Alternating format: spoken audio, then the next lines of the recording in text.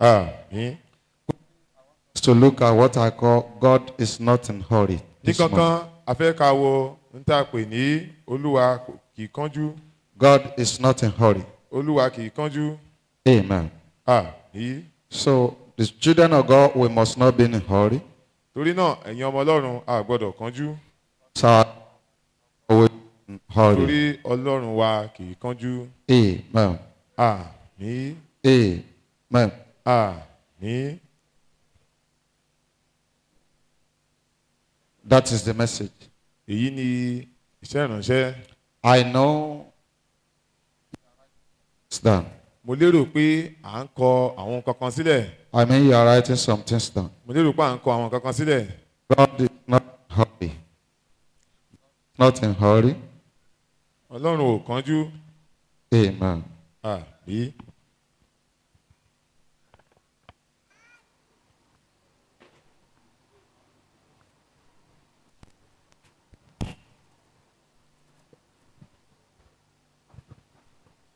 Amen. Àmín.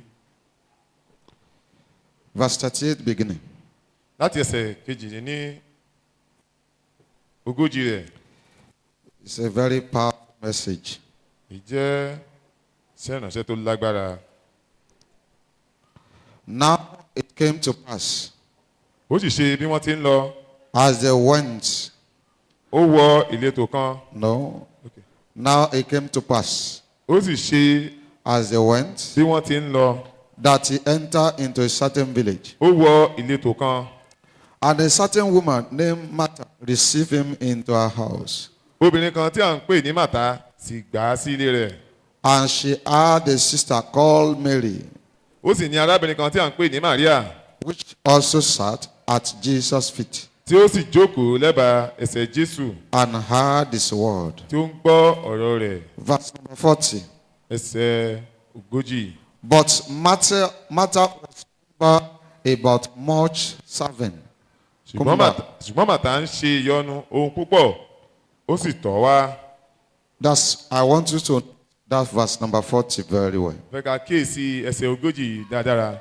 Verse number 40 very, very well. Ẹsẹ̀ ogójì ẹja kíyèsí rẹ̀ dáadáa. Amen. Àmín. Somebody, is that anybody with different Bible from King James Version there? Ǹjẹ́ arẹ́ lòmíràn tó tún ní ẹ̀dà mìíràn yàtọ̀ sí ti ìwé ti ẹ̀dà ọba Jákọ́bù? James Version there. Bá ní ẹ̀dà mìíràn yàtọ̀ sí ti ọba Jákọ́bù. Amen. Àmín.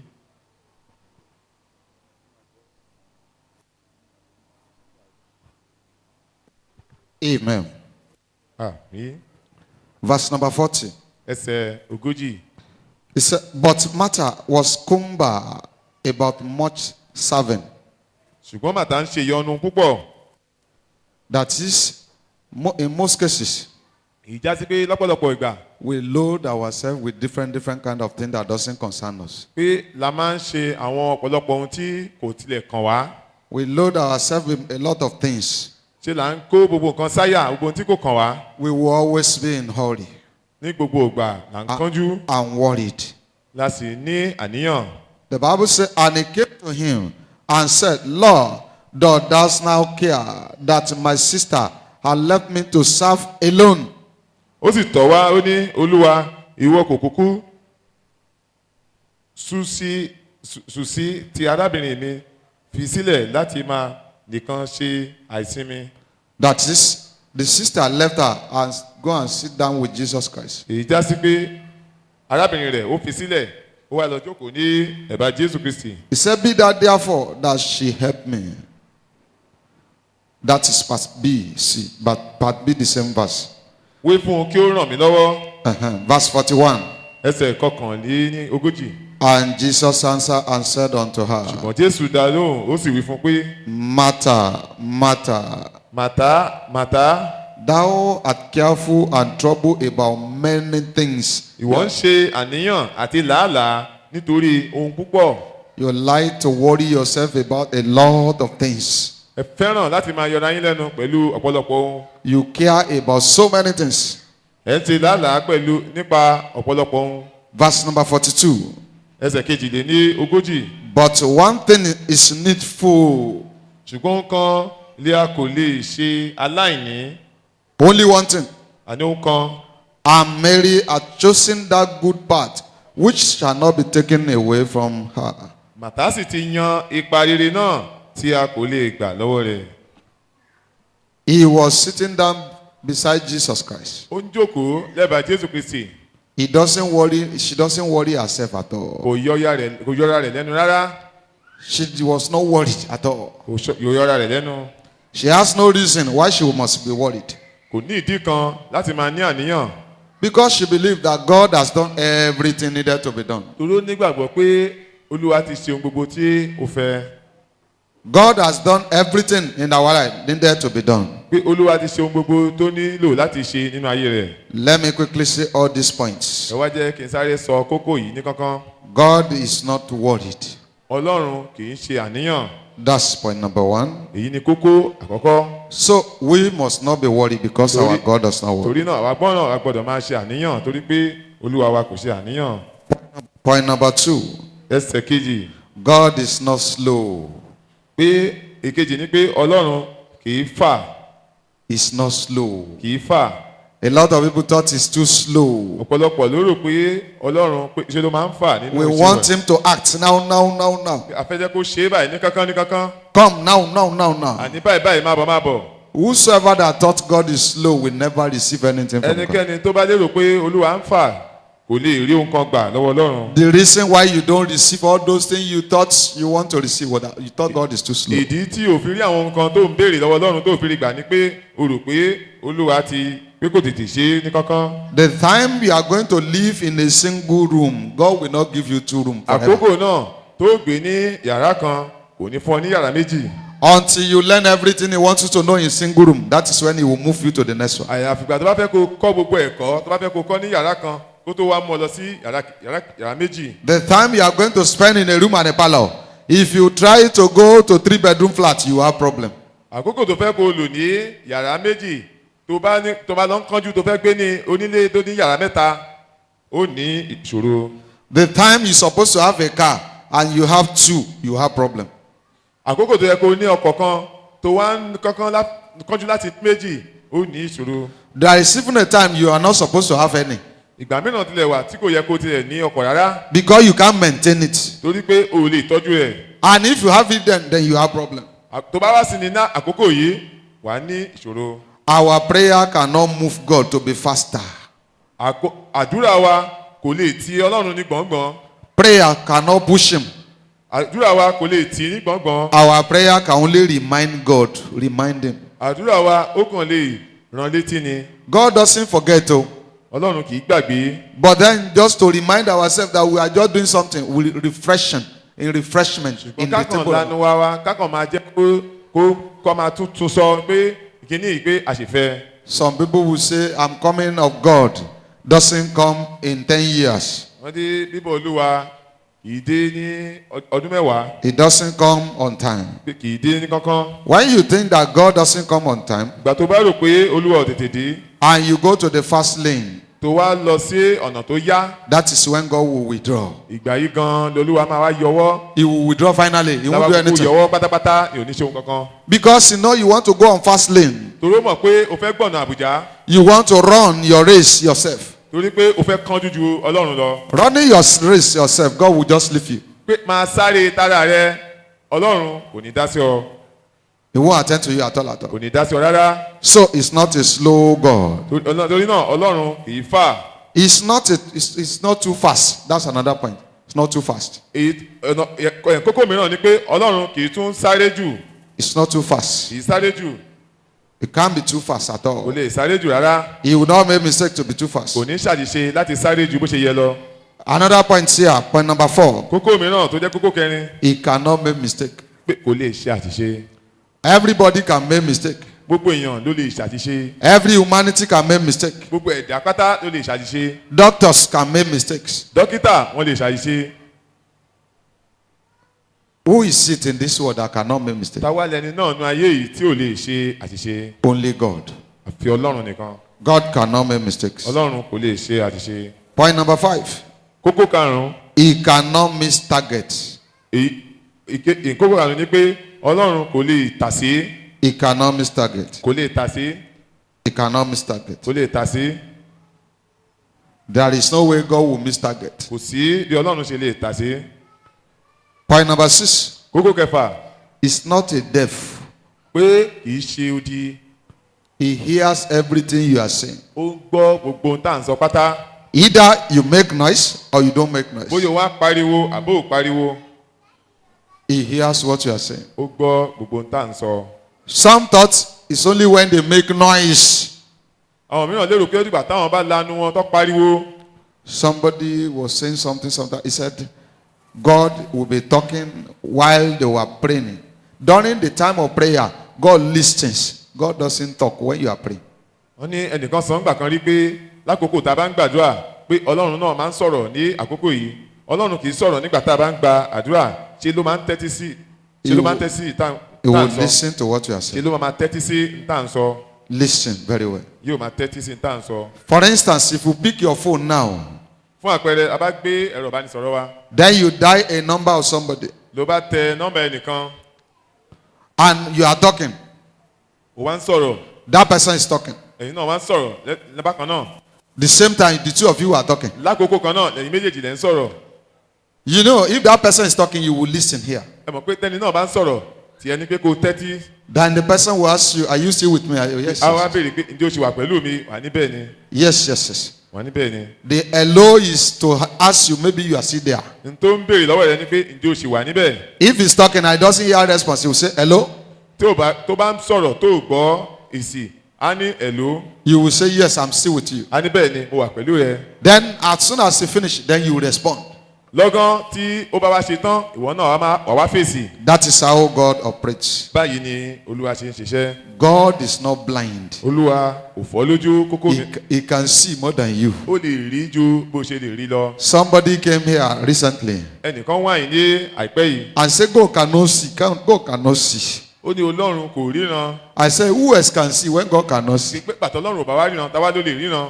He said, God, if God can see this situation, he cannot see this situation. Pé bàbá Ọlọ́run bá ń ríran ni kò tó òun wá iṣẹ́ kò yẹ kó rí òun. Then I told her, Wọ́n á sọ fún un. he saw you now. God saw you now. Pé He was, Olúwa rí ọ. he was just looking at you. Ó kàn ń wò ọ ni. He wants to bring out something out of that your Ó fẹ́ situation. mú àwọn nǹkan kan jáde kúrò ní ayé rẹ. He said, all things work good for those that love God. Pé ohun rere gbogbo ló ń ṣiṣẹ́ pọ̀ fún rere fún àwọn tó fẹ́ràn Ọlọ́run. That love God. Àwọn tó fẹ́ràn Ọlọ́run.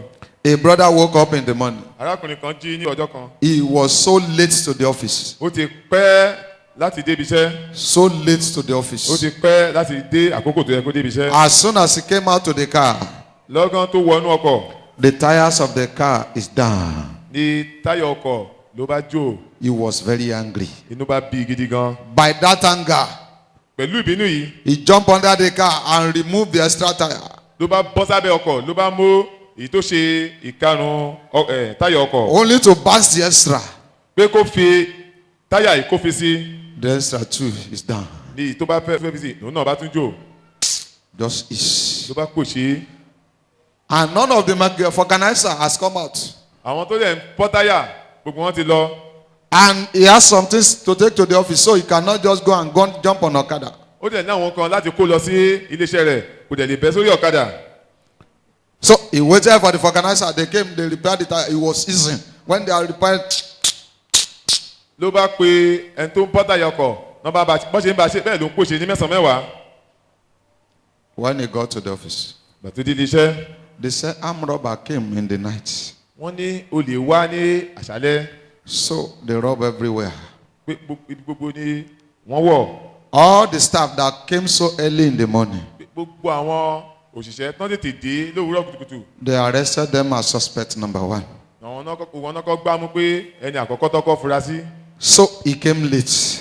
Torí náà òun wá pẹ́ dé. So he's not among suspect number one Torí náà kò pẹ̀lú àwọn tí wọ́n máa fura sí pé wọ́n jalè. because the tires were down. Nítorí pé táyà ọkọ̀ ó ti jò. But then the time the organizer was doing the tire, Ṣùgbọ́n gbà tí ẹni tó ń pọ́ táyà yìí tó bẹ̀rẹ̀ sí ṣe kíní bẹ́ẹ̀ ló ń pòṣé.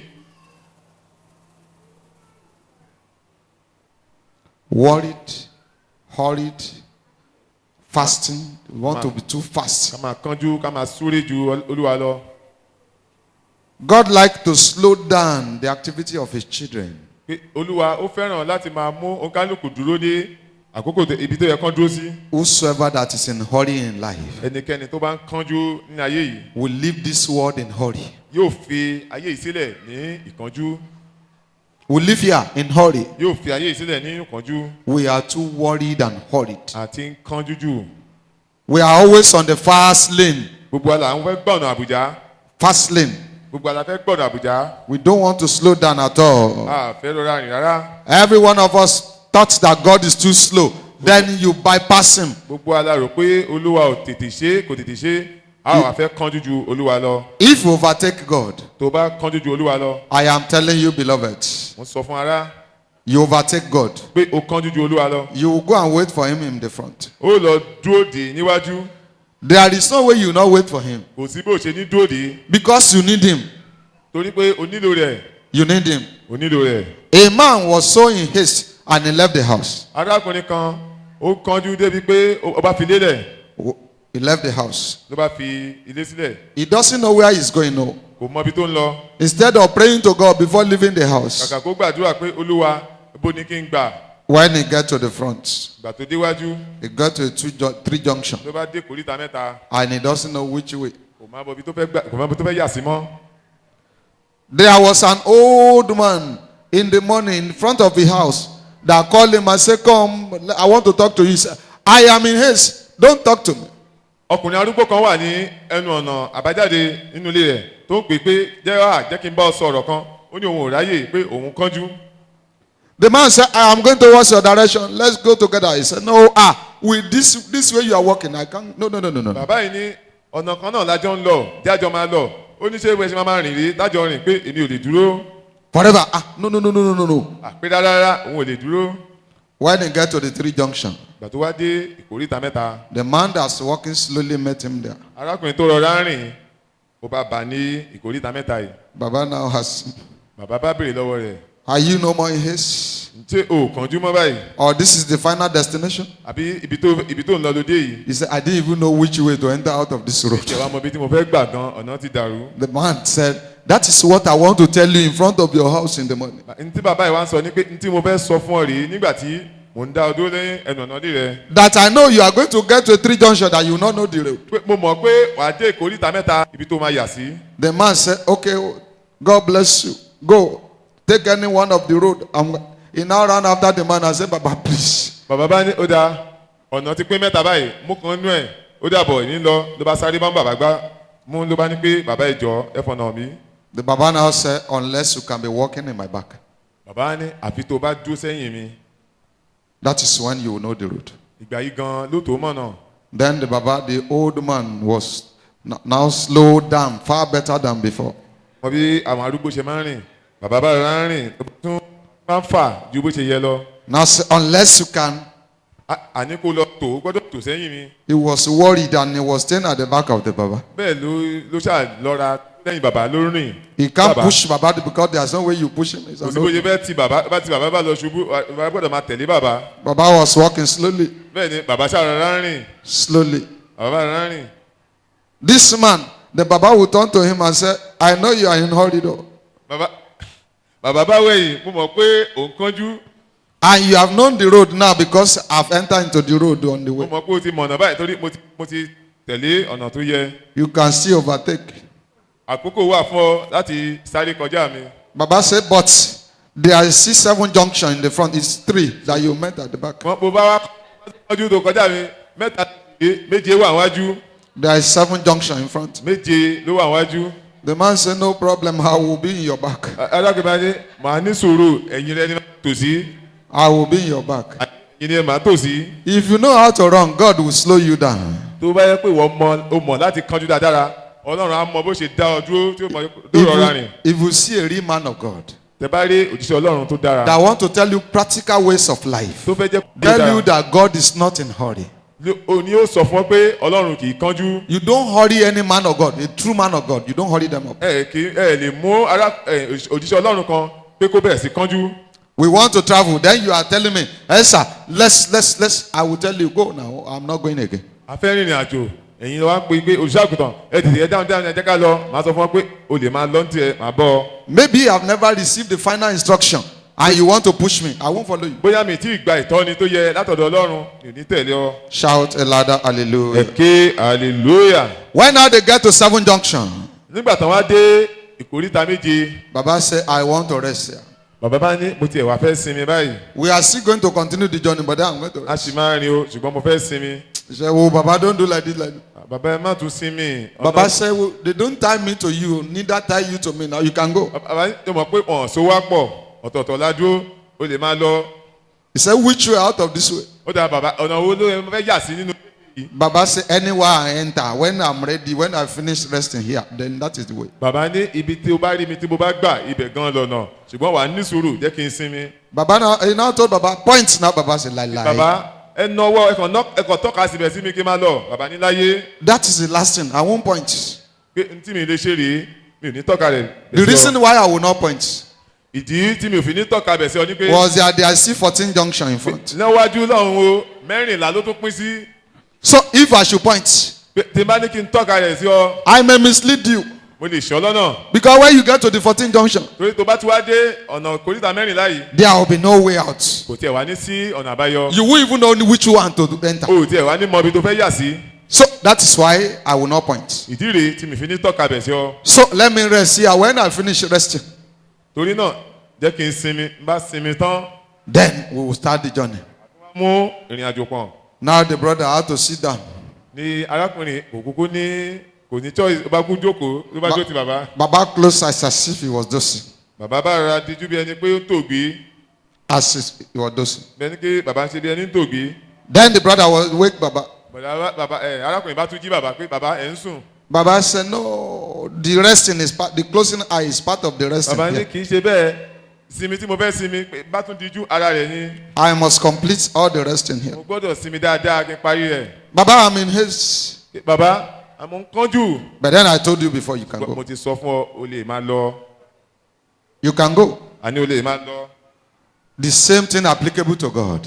bákan náà ni ó ṣe jẹ́ ló ṣe rí fún Ọlọ́run A lot of people, when they come to the office, ọ̀pọ̀lọpọ̀ tán bá wá sí ilé iṣẹ́ as soon as they want to cancel me, I will withdraw. lọ́gán tó bá jẹ́ àwọn náà wá fẹ́ gbà mí nímọ̀ràn èmi náà àkókò bá ní sùúrù máa yọwọ́ I don't waste time to withdraw. mi ní fáàbù kó ṣòfò. I have a lot of people that used to come to the office, they cancel mọ̀ me. pé ọ̀pọ̀lọpọ̀ àwọn èèyàn ló ń wá sí iléeṣẹ́ wa tó yẹ pé àwọn náà wá gbà mí nímọ̀ràn. Somebody met me one Thursday after the night vigil. ẹnìkan wá bá mi ní ọjọ́bọ̀ tó tẹ̀lé ìṣòro wa He was canceling me. ló bá bẹ̀rẹ̀ sí gbà mí nímọ̀ràn. You know, Thursday very early, we just finished night vigil. ẹ mọ̀ pé láàárọ̀ kùtùkùtù ìjọ́bọ̀ àti ẹ̀parí ìṣòro ni. So it will be very easy for me to be on my chair and sleep off. ó mọ̀ pé yóò rọrùn fún mi lórí àga kí n kàn sùn lọ ráú. So when he finished the counseling, nígbà tó parí ìgbanímọ̀ràn ẹ̀ he said, Daddy, bá ní dádì what do you say to all those? kí lè wá rí sọ sí gbogbo tí mo kà á lẹ̀ yìí. I said, prayer. àdúrà ni. Why? Because I didn't hear any of it. kí nìdí torí mi ti ẹ̀gbọ́n kankan. I know you want to talk so much, so I don't want to hear. torí mo mọ̀ pé lọ́pọ̀lọpọ̀ nǹkan tó fẹ́ sọ mi ì dẹ̀ fẹ́ gbọ́ Then I slept off. ni mo bá sùn lọ. Shout a louder hallelujah. kí hallelujah. John chapter number 11. ìwé johannu orí kọkànlá There is still 14 junction in front. Oh, àní ìkórìtà mẹ́rìnlá ó sì wà wájú we are coming. à ń bọ̀. John chapter number 11. johannu orí kọkànlá Amen. yìí Verse number 11. I mean, verse number 1 beginning. láti ẹsẹ̀ kínní rẹ lọ. Now a certain man was sick named Lazarus, arákùnrin kan sì ṣe aláìní lásàrù Lazarus of Bethany, ará bẹ́tánì the town of Mary and her sister Martha. tí ṣe ìlú maria àti màtá arábìnrin rẹ̀. It was that Mary which anointed the Lord with ointment maria náà ni ẹni tí ó fi òróró ìkunra kún olúwa and wiped his feet with her hair, tó sì fi inú orí rẹ̀ nu ẹsẹ̀ rẹ̀ nù. whose brother Lazarus was sick. arákùnrin rẹ̀ ní lásàrù Verse number 3. ara ẹni tí kò dá. Verse number 3. ẹsẹ̀ kẹta rẹ̀. Therefore his sisters sent unto him, saying, nítorí náà àwọn arábìnrin rẹ̀ ránṣẹ́ sí i wípé Lord, behold, he whom thou lovest is sick. olúwa wò ó ara ẹni tí ìwọ fẹ́ràn kò dá. Let's consider verse number 4. ẹ jẹ́ ká kíyèsí ẹsẹ̀ kẹrin. At that, nígbà tí Jésù gbọ́, he said, this sickness is not unto death, ó wí pé àìsàn yìí kì í ṣe sí ikú, but for the glory of God. ṣùgbọ́n fún ògo Ọlọ́run. Whatever that happens to you is to the glory of God. ohunkóhun tó bá ṣẹlẹ̀ sí ọ fún ògo Ọlọ́run ni. Whatever delay that you are seeing in your life is to the glory of God. ohun ìdádúró tó bá rí nílé ayé rẹ fún ògo Ọlọ́run ni. There was a brother, he prayed to have a vehicle, he doesn't have. arákùnrin kan wà, ó gbàdúrà kó lè ní ọkọ̀ ṣùgbọ́n kò ní. Then he went to the office and borrowed money. ló bá lọ sí iléeṣẹ́ rẹ̀, ló lọ yá owó. By the money he borrowed, he bought a vehicle. pẹ̀lú owó yìí ló bá ra ọkọ̀. And the second week that he was going out with the vehicle, ọ̀sẹ̀ kejì tó wá ń lọ pẹ̀lú ọkọ̀ yìí the vehicle somersaulted ni ọkọ̀ bá gbókìtì, and he lost one of his leg. ni ó bá pàdánù ìkan nínú ẹsẹ̀ rẹ̀. One of the friends came to him ọ̀kan nínú ọ̀rẹ́ rẹ̀ bá wá bá ló bá wá bá. and told him, I said, if you didn't have money to buy that vehicle, the time you have this vehicle now, ló wá sọ fún pé tó o bá ní owó ní àkókò tó lọ ra ọkọ̀ yìí, you will say God is bad. wà ní Ọlọ́run kò ṣeé dáa. And this is your first car ever in life. èyí díẹ̀ jẹ́ ọkọ̀ rẹ tó jẹ́ àkọ́kọ́ ní. You had an accident now, lost your limb. ó bá ní ìjàmbá ọkọ̀ báyìí ló bá sọ ẹsẹ̀ rẹ̀ nù. Shout a louder hallelujah. kí hallelujah. What am I saying? Every delay is to the glory of God. kí ni à ń sọ? gbogbo ìdádúró fún ògo Ọlọ́run ni. He said that the Son of God might be glorified thereby. That is part B, verse number 4. ṣùgbọ́n fún kí a lè yin ọmọ Ọlọ́run lógo nípasẹ̀ rẹ̀. Verse number 5. ẹsẹ̀ karùn-ún. Now Jesus loved Martha Jésù sì fẹ́ràn Màtá and her sister and Lazarus. àti arábìnrin rẹ̀ àti Lásárù. Verse number 6. ẹsẹ̀ kẹfà. When he had therefore that he was sick, nígbà tó ti gbọ́ pé ara rẹ̀ kò dá, he abode 2 days still in the same place where he was. He was still there. He didn't rush. níbi tó wà náà ló wà síbẹ̀, kò kánjú. He did not rush at all. kánjú rárá. At all and at all. rárá. He didn't because of saying, I love Martha, I love Jesus, I love Lazarus, I love Mary. Then he will rush down. No. kò ní pé torí pé òun fẹ́ràn Màtá, òun fẹ́ràn Lásárù, kó wá bẹ̀rẹ̀ sí kánjú, kó bẹ̀rẹ̀ sí sáré, kò ṣe bẹ́ẹ̀. There are some kind of healings from God. àwọn ìwòsàn kan wà látọ̀dọ̀ Ọlọ́run If you are able to wait. tó bá lè ní sùúrù fún. There are some, it's a gradual process. àwọn mìíràn díẹ̀ ló máa ṣe. There are some, it's a sudden healing. ìmíràn lójijì lẹ́ẹ̀kan náà ló máa ṣe. There are some, he will do it and stop. Do it and stop. Do it and stop. ìmíràn á ṣe á tún dúró. So that people will see the glory of God when it's manifesting in your life. fún àwọn èèyàn láti lè máa rí ògo Ọlọ́run bó ṣe farahàn, bó ṣe ń jẹyọ. Shout a louder hallelujah. ẹ ké hallelujah. Some years back, ní ọ̀pọ̀lọpọ̀ ọdún sẹ́yìn, a medical doctor, dókítà a woman, she's a medical doctor. dókítà obìnrin kan wà. The husband is a naval officer. ọkọ rẹ̀ ó jẹ́ naval officer. They have been married for 10 years. wọ́n ti ṣègbéyàwó tó bí ọdún mẹ́wàá. There is no child. kò sọ́mọ. Until the day the Lord just ordered their footsteps to come here. àyàfijọ́ tí Ọlọ́run wá da ríran ẹsẹ̀ wọn wá sí ìjọ yìí. The day they came here. ìjọ tán dé. When the man entered, drove inside here, nígbà tarákùnrin náà wọ àyíká yìí tó wọ agbègbè yìí. the first thing he looked at, the first thing he ohun looked àkọ́kọ́ at tó kọ́kọ́ wò. is the tent, the wretched tent of the church. The ó wretched. ní òrùlé wa tẹ́lẹ̀ tó ti bàjẹ́ tán tí ló bá ń wò ó.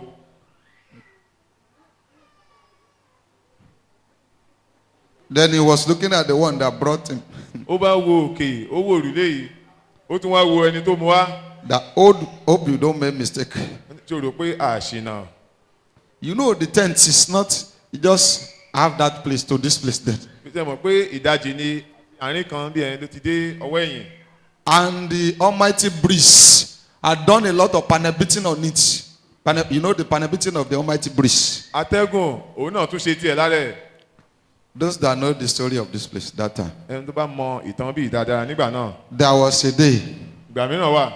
A day. ìgbà kan wà. Breeze want to carry the tent. atẹ́gùn ó fẹ́ gbé tẹ́ǹtì yìí. Some of our brother and the sisters say, no way, Then they hung to ìkan náà the tents. arákùnrin wa lọ́ba pé lọ́ òní lọ. Then the priest carried them with the tent. ní àwọn náà ẹsẹ̀ wọn bá ti ń lẹ́kọ̀ọ́ lórí rẹ̀ àwọn tó bá fi máa gbé àwọn náà lọ. They are calling pastor. wọ́n máa ní olùṣọ́ àgùntàn ó. I said, you better leave the tent. Let tent go. ẹ̀yà tètè ya bílẹ̀ kó máa lọ. Why are you calling me? They are calling me.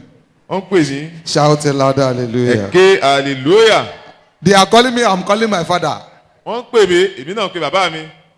Daddy said the tent will fall. And let it, jẹ́ kó bọ́lẹ̀ kó ṣubú bàbá ló máa ṣubú. and the tent just on the báyìí ground. ni òrùlé náà ṣe ṣubú. So this is the time that this man came here. I was looking at. àkókò tí arákùnrin wá rí ló wá bẹ̀rẹ̀ sí wo àyíká Look around. ló bá wo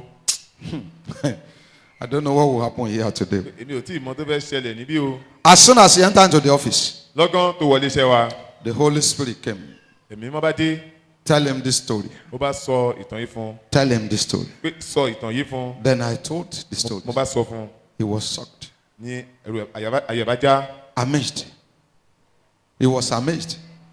ó bá yà á lẹ́nu He didn't know what to say again. kò mọ ohun tó yóò sọ mọ́. Then I said, lastly, bá ní níkẹyìn God told me that when you got there, èmi mọ́ sọ fún mi pé nígbà tó dé you thought there is no miracle here o rò pé kò lè ṣiṣẹ́ ìyanu kankan ní because of the tents nítorí irú òrùlé tí ó wà nínú ìjọ yìí and the environment. àti àyíká bó ṣe rí God dwells in the tent of his people. pé olúwa inú àgọ́ àwọn èèyàn rẹ̀ ló ń gbé He doesn't stay in a magnificent building. kì í gbé níbi tó ní olówó iyebíye He didn't even like a very beautiful building. ìtìlẹ̀ fẹ́ràn ibi tó bá ti dára jù That is what he said in the book of Chronicles. n tó sọ rí nínú ìwé króníkù. Shout a louder hallelujah. ẹ̀kẹ́ hallelujah.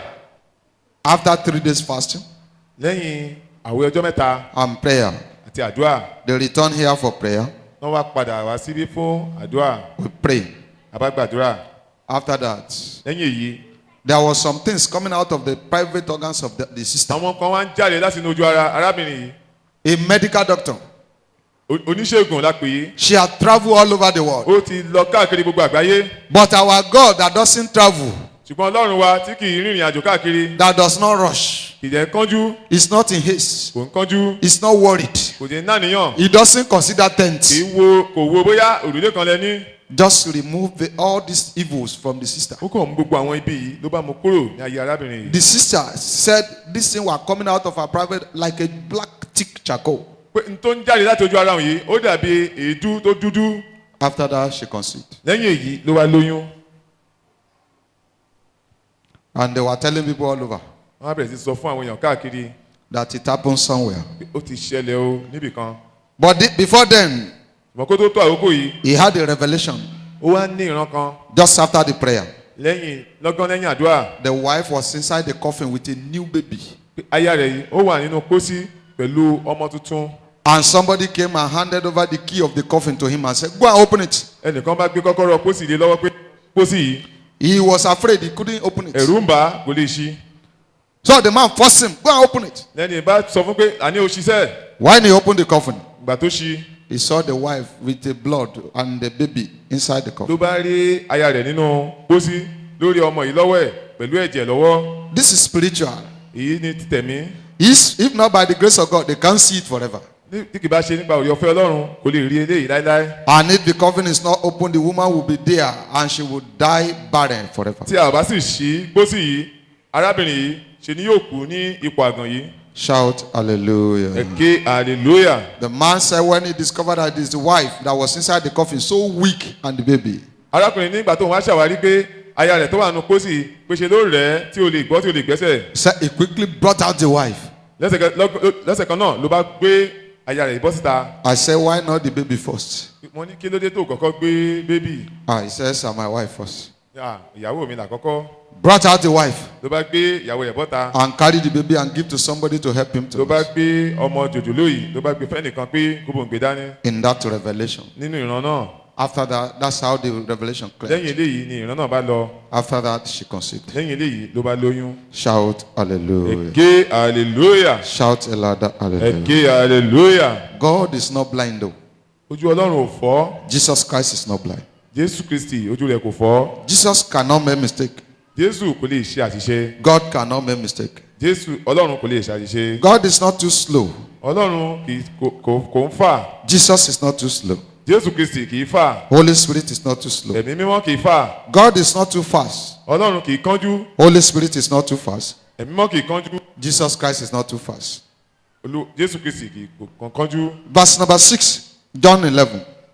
ẹsẹ̀ kẹfà johannu orí kọkànlá. When he had heard therefore that he was sick, nítorí náà nígbà tí ó ti gbọ́ pé ara rẹ̀ kò dá. he abode 2 days still in the same place where he was. ó gbé ijọ́ méjì sí i ní ibi kan náà tí ó gbé wà. He didn't go to Lazarus, kò súré lọ bá lásàrù. neither to go to this family. yálà pé kó lọ bá àwọn ẹbí rẹ̀. He tarried 2 days more. ó sì dúró síbẹ̀ fún ọjọ́ méjì. After that 2 days, lẹ́yìn ọjọ́ méjì yìí. let's see what happened. Verse number 7. ẹ wá jẹ́ ká wo ohun tó ṣẹlẹ̀ ní ẹsẹ̀ keje. Then after that, ǹjẹ́ lẹ́yìn èyí said to his disciple, ni ó wí fún àwọn ọmọ ẹ̀yìn rẹ̀ pé let us go into Judea again. ẹ jẹ́ ká tún padà lọ sí jùdíà. Let's go back to somewhere else. Let's go to somewhere else. àní ẹ jẹ́ ká tún darí lọ sí ọ̀nà òmíràn. Don't let us go towards Lazarus now. ẹ jẹ́ ká má tí ì lọ sọ́dọ̀ lásàrù báyìí. It is not time for the case of Lazarus. àkókò láti ṣiṣẹ́ lásàrù kò tí ì tó. We have to wait till the time Lazarus will die and be buried, a gbọ́dọ̀ dúró tí lásàrù yóò kú tí a ó sì gbé sin. so that the glory of God will be made manifest. fún ògo ọlọ́run kó lè farahàn. Don't let us go to Lazarus now. It's àní not time. má tiẹ̀ ká tí ì lọ sọ́dọ̀ lásàrù báyìí. Let's go to Judea. ẹ jẹ́ lọ sí jùdíà. Verse number 8. ẹsẹ̀ kẹjọ. Is the disciple that think like human beings. See what does happen. àwọn ọmọ ẹ̀yìn ló wá ń ronú bí ènìyàn báyìí. ẹ jẹ́ á gbọ́ His tọ́tọ́. disciples said unto him, ọmọ ẹ̀yìn rẹ̀ sì wí fún pé Master, rábì the Jews of the late sought to stone thee. Verse 8. ní lọ́lọ́ yìí ni àwọn Júù ń wá ọ̀nà àti sọ ọ́ ní òkúta. And go thou thither again. wọ́n sì tún padà lọ síbẹ̀. Verse number 9. Jésù dáhùn pé Jesus answered, Jésù dáhùn pé and there is not 12 hours in the day. wákàtí méjìlá kì í bẹ nínú ọ̀sán kan. This time they still left Lazarus somewhere. àkókò yìí wọ́n sì fi Lásárù síbi tó wà. Lazarus was still battling with his sickness, Lásárù ó sì ń dojúkọ àìsàn rẹ̀ even to the extent that he died. títí débi pé ó tilẹ̀ gbẹ́mìí mì. He said, if any man walk in the day, bí ẹnikẹ́ni bá rìn ní ọ̀sán he stumbleth not, kì yóò kọsẹ̀ because he seeth the light of this world. nítorí ó rí ìmọ́lẹ̀ ayé yìí. That is, God is not blind. That's what I èyí já told sí pé Ọlọ́run kò fọ́jú. you. Jesus Christ is not blind. Jésù Kristi kò fọ́jú. He is the light of the world. òun ni ìmọ́lẹ̀ ayé yìí. You cannot say he doesn't see. a lè sọ pé kò ríran. Verse number 10. ẹsẹ̀ kẹwàá. But if a man walk in the night, ṣùgbọ́n bí ẹnikẹ́ni bá rìn ní òru he stumbleth, yóò kọsẹ̀ because there is no light in him. nítorí kò sí ìmọ́lẹ̀ nínú rẹ̀. Verse 11. ẹsẹ̀ kọkànlá. This thing said he, nǹkan wọ̀nyí ni ó sọ. and after that he said unto them, lẹ́yìn èyí ni ó sì wí fún wọn pé our friend Lazarus slept, Lásárù ọ̀rẹ́ wa sùn. but I go that I may awake him out of sleep. ṣùgbọ́n èmi ń lọ kí èmi ó lè jí dìde nínú oorun rẹ̀. If it's by human being, tó bá jẹ́ ti ènìyàn before this man died, kí ẹni tó kú he would have been there. á ti débẹ̀ He will be there á ti súré débẹ̀. and start to hit his head on the rock. Pray, pray, á bẹ̀rẹ̀ sí pray, lẹ́rí pray. mọ́ ògiri àdúrà. And if this miracle happens so fast, tírú àdúrà yìí bá sì dáhùn ní kánkán it will not have any meaning. kò ní ní ìtumọ̀. No meaning. kò ní ní ìtumọ̀. In 1930, ní ọdún tán dárúkọ yìí 1930. ní ọdún tán dárúkọ yìí. Before 1930, nobody knows Apostle Babalola. kó tó àkókò yìí kò sẹ́ni tó mọ àpòstólì Babalọ́lá. Precisely sometimes 1930, ní àkókò yìí gan tán sọ yìí. some people are carrying a brother, a breadwinner of the family, to the burial ground to go and bury him. wọ́n ń gbé arákùnrin kan èyí tó jẹ́ ó lọ́rọ̀ jù ní inú ẹbí náà ń gbé lọ sí ibi tán ti máa lọ gbé sí. Apostle Babalola is a small boy, small boy. àpòstélì Babalọ́lá ó jẹ́ ọ̀dọ́mọ kékeré. He carried the bag of a prophet to a meeting. ló bá ń gbé àpò wòlíì ó ń gbé lọ sí ibi ìpàdé. The senior prophet, he carried the bag of wòlíì àgbà ó gbé àpò rẹ̀ ó ń gbé lọ sí ibi ìpàdé. Those people, they are in a meeting gathering. So Apostle Babalola was sitting down behind them. àwọn ènìyàn yìí wà nínú ìpàdé ìgbà náà. àpọ́sítélì babalọ́lá ó jókòó pẹ̀lú wọn He was sitting with all these prophets ló jókòó pẹ̀lú àwọn wòlíì àgbààgbà yìí as a small boy. gẹ́gẹ́ bí ọmọdé. They were bringing this coffin. wọ́n wá ń gbé pósí ìbọ̀ All of a sudden, lójú kan náà the Spirit of the Lord just covered him up. lẹ̀mí ọlọ́run ló bá gbé wọ̀ Then he stood up ló bá dìde and went straight to those people. ló bá lọ tààrà sọ́dọ̀ àwọn arákùnrin yìí Put this coffin ó down. ní ẹ gbé pósí ìsọ̀kalẹ̀. The meetings of the prophets are going on. ìpàdé àwọn wòlíì ń lọ lọ́wọ́ The prophets are doing their meeting. àwọn wòlíì wọ́n ń ṣèpàdé They didn't know what is happening outside. wọn ò mọ tó ń ṣẹlẹ̀ lóde. Apostles say, what is the name of this man? ní àpòstélì bá ní kí ni orúkọ arákùnrin yìí Then they mentioned the name. náà máa dárúkọ rẹ̀ fún un. They were telling him that they have nailed the coffin. He said, you are going to remove the nail now. mo ní àní àwọn ti kan pósí pa wọ́n ní ẹ ó yọ ìṣó yìí kúrò They brought the coffin down. náà bá gbé pósí sílẹ̀ He lay hands on the coffin ló bá gbé ọwọ́ lé and called the name of the man. ló bá porúkọ arákùnrin yìí Called the name of the man. ó tún porúkọ arákùnrin yìí As he was calling, everybody were making jest of him. bó ṣe ń porúkọ yìí bẹ́ẹ̀ làwọn èèyàn fi ṣe yẹ̀yẹ́. All of a sudden, the man started to shake inside. lójú kan náà arákùnrin bá bẹ̀rẹ̀ sí gbọ̀n nínú pósí That is how he came out of the coffin. bó ṣe jáde nínú pósí rèé. That brought the first revival in 1930 èyí at tó mú Elisha. ìsọjí àkọ́kọ́ wá ní ọdún tàwí yìí ní agbègbè Iléṣà. That is what established CAC worldwide in the whole world. n tó gbé ìjọ CAC kalẹ̀ gan rí ní gbogbo àgbáyé For the glory of God to be manifest. àní fún ògo Ọlọ́run láti farahàn. That is why the brother died. ìdí rèé tí arákùnrin ṣe kú. Something is happening in your house now. ohun kan ń ṣẹlẹ̀ nínú ilé rẹ báyìí. The purpose is for the glory of God to be made ìdí manifest. rẹ̀ ni pé kí ògo Ọlọ́run kó lè farahàn. To be made manifest. kó lè farahàn. Shout a louder hallelujah. ké hallelujah. Shout a louder hallelujah. ké hallelujah. Some years back, ní ọ̀pọ̀lọpọ̀ ọdún we finished night vigil, one of our Wednesday night vigil a parí ìṣòro ní ìkànnì àwọn ìṣòro wa ní ọjọ́ at Ajefemi. ní agbègbè Ajéfẹ́mi. There is a brother arákùnrin kan wà that doesn't like our prayer at all, at all, at kò all. fẹ́ràn orú àdúrà tá à ń gbà rárá He doesn't like us at all, at all. kò fẹ́ràn wa rárá. The wife liked our prayer. She used to come. ìyàwó rẹ̀ fẹ́ràn àdúrà wa ó máa ń wá bá sínú pàdé. So if the wife gets back home, he will be the wife and say, I told you not to go to that church, not to go there. tíyàwó rẹ̀ bá wá padà délé ọkọ ìyá bá lù ní àlùbami pé mo ti sọ fún ọ má lọ sí ibi àdúrà yìí mọ́. One early morning, ní òwúrọ̀ kùtùkùtù ọjọ́ kan this brother was coming with short knicker arákùnrin ń bọ̀ pẹ̀lú ṣòkòtò péńpé and towel on his neck. àti tówẹ́lì lọ́rùn. The wife told me, said, Daddy, you want to come? I said, you can't be crazy to come and beat you here now. àwọn èèyàn sọ fún mi pé arákùnrin ó ń bọ̀ láti wá lù ọ́ o mo ní àkọlé ìjẹra wèrè débi pé kó bẹ̀rẹ̀ sí lù mí You can't come and beat you here kó lè wá náà níbí unless you want to beat all of us together. àyàfi tó bá fẹ́ na gbogbo apapọ̀. Shout hallelujah. ké hallelujah. The man said, Sister, please come to our house. I said, to do arákùnrin bá ní what? ẹ jọ ẹ máa bọ̀ nílé wa o ó ti ṣẹlẹ̀ To do what? àní láti wá ṣe kíni. He said, somebody died around 1 a.m. ẹnìkan ti kó láti aago kan òru But then you are a most senior evangelist. ṣùgbọ́n ìwọ ni evangelist àgbà Why don't you pour anointing oil? kí wọ́n lé tó da òróró lé lórí. He said, if I want to buy, it's on the ground there. Ó ní If I want to buy anointing oil, there are bó plenty bá anointing. jẹ́ rírà lẹ fẹ́ rà òróró pọ̀ ẹ̀ tẹ́ máa rà. I asked him, what about holy water? pé kí ló ṣẹlẹ̀ sí omi. He said, they pour holy water doesn't work. pé a ti da omi mímọ́ sí lórí a ti dà á sí kò ṣiṣẹ́. Then I didn't even know what to say. ìwà mọ̀ tí màá sọ mọ́ I just entered inside the room. mo bá wọ yàrá lọ. Then as I was standing, I don't want to follow him. mo ṣe dúró mi fẹ́ tẹ̀lé Because they said 1 a.m. torí wọ́n ní láti aago kan òru. That is the time I was considering 1 a.m. aago kan òru ilé mi ń rò ni mò ń gbé yẹ̀wò. And we finish vigil normally after 4. a dẹ̀ ti parí ìṣòro ó ti kọjá aago 4 So òwúrọ̀. the hours in between, I mo think wá ń wo wákàtí yìí síra wọn. as I was looking at that hour, bí mo ṣe ń wo wákàtí yìí I lay hands on the anointing oil. mo bá gbé ọwọ́ lé òróró fàmì òróró yàn yìí. Holy Spirit said, leave the anointing oil. ẹ̀mí mọ́ bá ní fi òróró yìí sílẹ̀. I lay hands on pure water to pray on it. mo bá tún mú omi inú ọ̀rá pé kí n tún If I get there, I will sprinkle this water. pé tí n bá débẹ̀ máa wọ̀n sí lórí. Holy Spirit said, don't take water. ẹ̀mí mọ́ ní má mú omi dání Just go there. ṣá lọ síbẹ̀. Sister, to go there. pé sà kí n kàn ṣáàdédé máa lọ. Okay.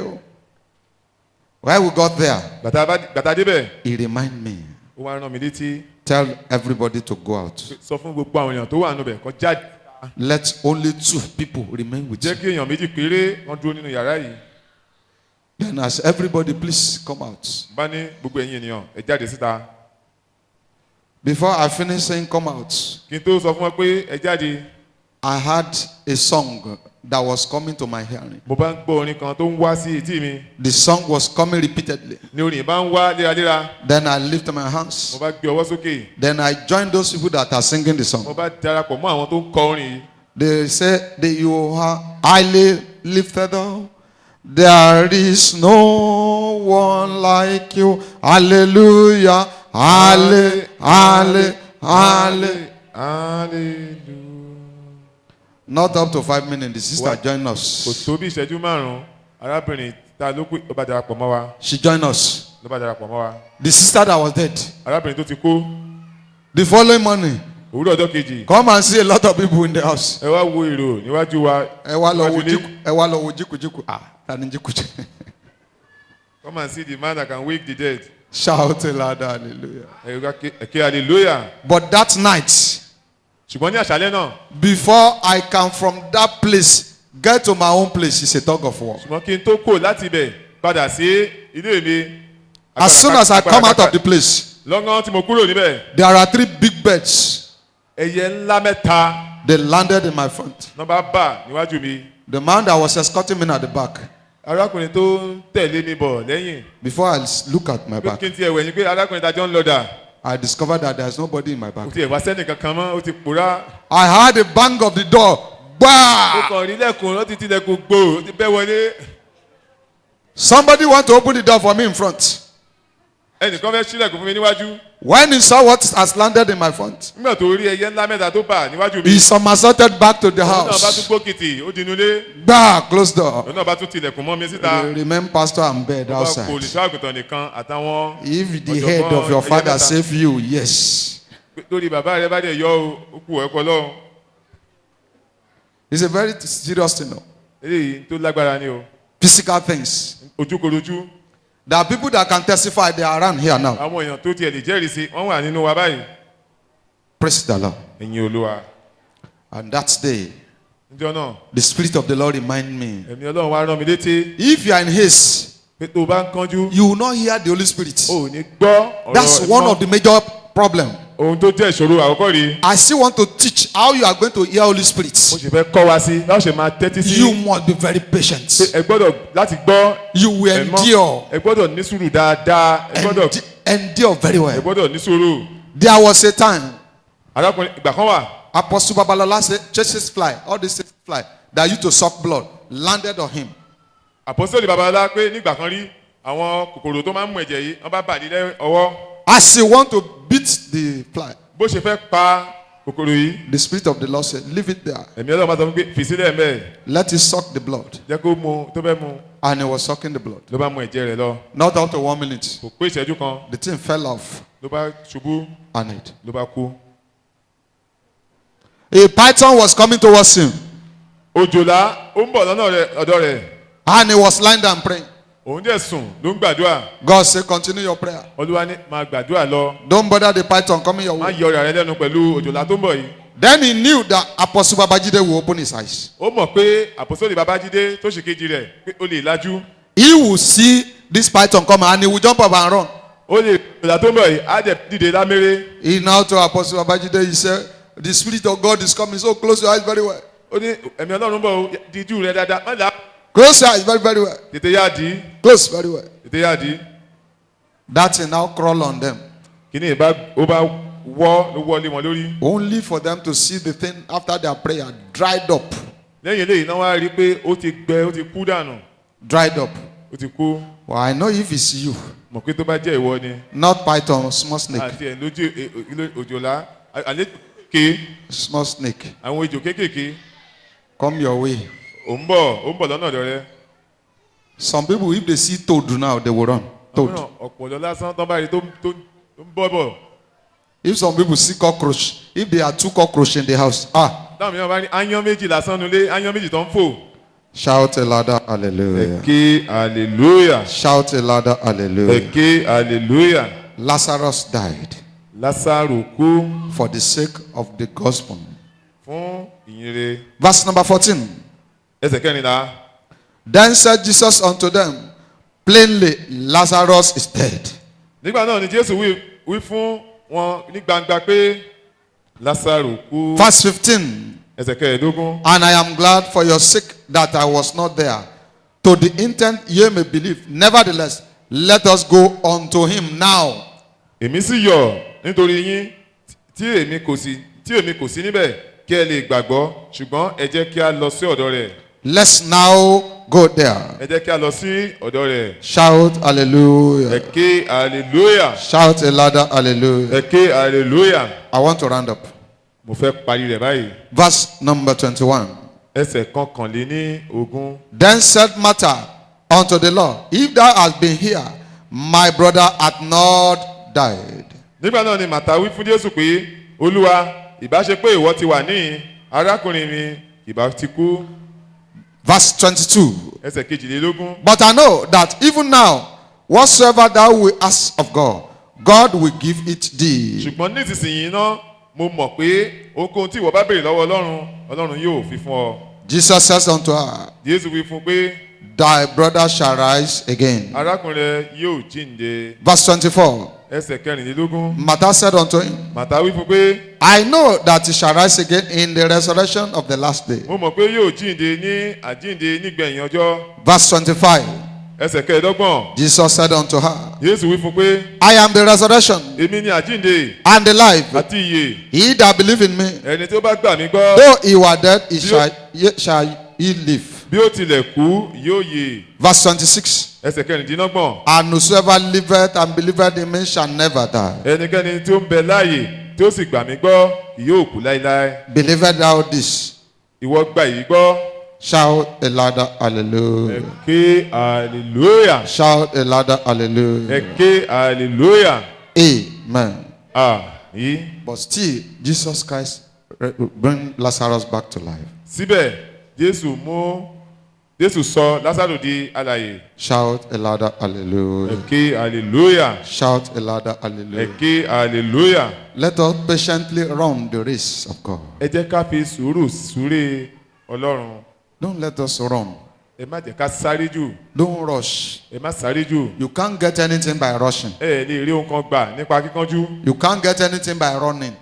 Ẹ lè rí ohun kan gbà nípa sísáré. Slow down your speed. Àní pé ká ní sùúrù ká ra sáré. Everything you want is in the hands of Ohun God. gbogbo tó fẹ́ láyé yìí ó ń bẹ lọ́wọ́ Olúwa. We are still going to continue the message. A ó sì tẹ̀síwájú nínú iṣẹ́ ìránṣẹ́ yìí. But then this is where I want to stop today. Ṣùgbọ́n níbí mo fẹ́ dánu dúró ní. We may not be able to continue next Sunday, A lè má tẹ̀síwájú ní ọjọ́ ìsinmi tó ń bọ̀. but next other Sunday, Ṣùgbọ́n ọjọ́ ìsinmi tí ó bá tẹ̀lé. because I still want us to know the reason why we must slow down for Mo God. sì fẹ́ ká mọ ìdí tí ó yẹ ká fi máa ní sùúrù fún Ọlọ́run. The benefits of slowing down, waiting for God, Àǹfààní láti máa ní sùúrù fún Ọlọ́run. and the example of those that waited upon the Lord.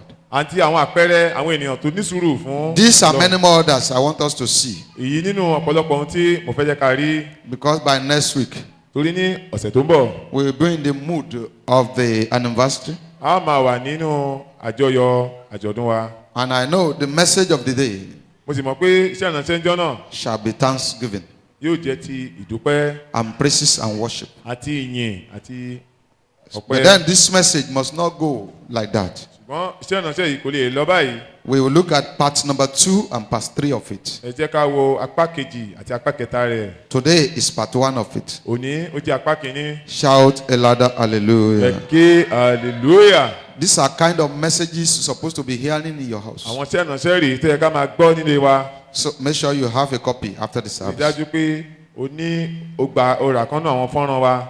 Rise up on your feet. Ẹ dìde ní orí ẹsẹ̀ yín. I want us to pray Fẹ́ ká gbàdúrà and say, Father, thank you pé bàbá o ṣeun for your messages to me in this ministry. fún àwọn iṣẹ́ ìránṣẹ́ rẹ tó mú tọ̀ mí wá nínú ìjọ yìí. Thank you because you are the Almighty God here. Mo dúpẹ́ pé ìwọ ni Ọlọ́run tó lágbára. Thank you, you are reigning supreme here. Pé ìwọ ló ń jọba ní. Daddy, we just worship you. Bàbá àyàn ọ́. Open your mouth and begin to worship Him Ẹ bẹ̀rẹ̀ sí now. yìn. Say, Father, thank Pé you. bàbá o ṣe. Lift your hands and say, Father, thank Lọ́wọ́ you. rẹ sókè sókè bàbá o ṣe. Lord, I just worship you. Bàbá àní mo yìn ọ́. Father, we magnify you. Aláfògo fórúkọ rẹ. We bless your holy name. Abùkún orúkọ rẹ. Thank you, Holy Spirit. Ẹ̀mí mo ṣe. Thank you, Holy Spirit. Ẹ̀mí mo ṣe. Thank you, King of Glory. Bàbá o ṣe. In Jesus' mighty name, we are praying. Lórúkọ Jésù la gbàdúrà. Lord, the spirit of patience, Bàbá ẹ̀mí sùúrù. endurance. ẹ̀mí tí sùúrù Ìpamọ́ra. ìfaradà Yes. The spirit of patience and endurance. ẹ̀mí sùúrù àti ìfaradà. I am here to ask for it this morning. mo wà níhìn láti tọrọ rẹ̀ lọ́wọ́ rẹ̀ olúwa. Father, give to me bàbá fún mi endurance and patience. àní ìfaradà àti sùúrù. Father, give to me bàbá fún mi in the name of Jesus Christ. lórúkọ jésù. Open your mouth and pray to God. àdúrà Father, endurance and patience. àní ìfaradà àti sùúrù olúwa. Oh Lord, give unto me olúwa fún mi in the mighty name of Jesus. lórúkọ jésù. Father, give me endurance and patience. olúwa fún mi ní ẹ̀mí yìí olúwa. Your spirit of endurance and àní patience. ẹ̀mí sùúrù àti ìfaradà. Father, give unto me olúwa fún mi olúwa. in the mighty name of Jesus. lórúkọ jésù kristi. Patience and endurance. ẹ̀mí sùúrù àti ìfaradà. Oh Lord, give unto me olúwa fún mi in the name of Jesus. lórúkọ jésù. Father, give me patience. bàbá fún mi Give me endurance. fún mi ní sùúrù olúwa. Your spirit of patience and àní endurance. ẹ̀mí sùúrù àti ìfaradà rẹ. Father, give unto me. olúwa fún mi In Jesus' mighty name we are praying. lórúkọ jésù la gbàdúrà. Close your eyes. ẹ di ojú yìí And you not think deeply. ẹ wá ronú jinlẹ̀. Am I not too fast in everything? jẹ́ mi tí máa kánjú jù nínú ohun gbogbo tí mò ń ṣe. Am I not always worried? jẹ́ mi kì í ṣe àníyàn. Don't I think that God is too slow?